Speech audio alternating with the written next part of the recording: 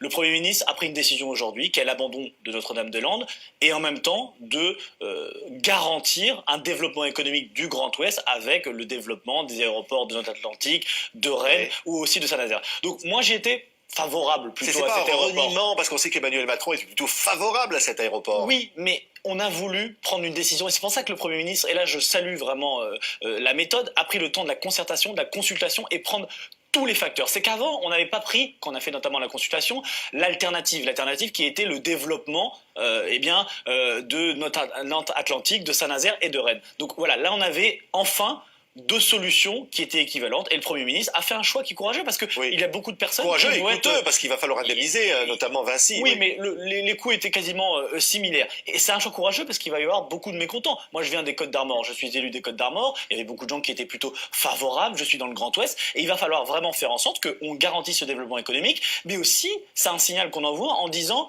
vous voyez, parfois on était critiqué sur la partie écologie et environnement. Eh bien, on prend nos responsabilités et c'est une décision courageuse. Oui. Ce Premier ministre, ce gouvernement a pris ses responsabilités et enfin, on a une décision. Et enfin, on peut avancer, on peut faire le développement et surtout, oui, on évacue la ZAD d'ici le 31 mars. Et ça, si elle n'est pas totalement évacuée, ce sera par la force. Exactement, oui. Exactement. On a posé les principes dès le début. Donc ça ne change rien à nos objectifs. Nos objectifs, c'est développement économique du Grand Ouest. Deuxièmement, protection de l'environnement et donc du coup cet aéroport dans le blocage n'était pas forcément le bon signal et surtout restauration, oui, de l'autorité d'État. Alors,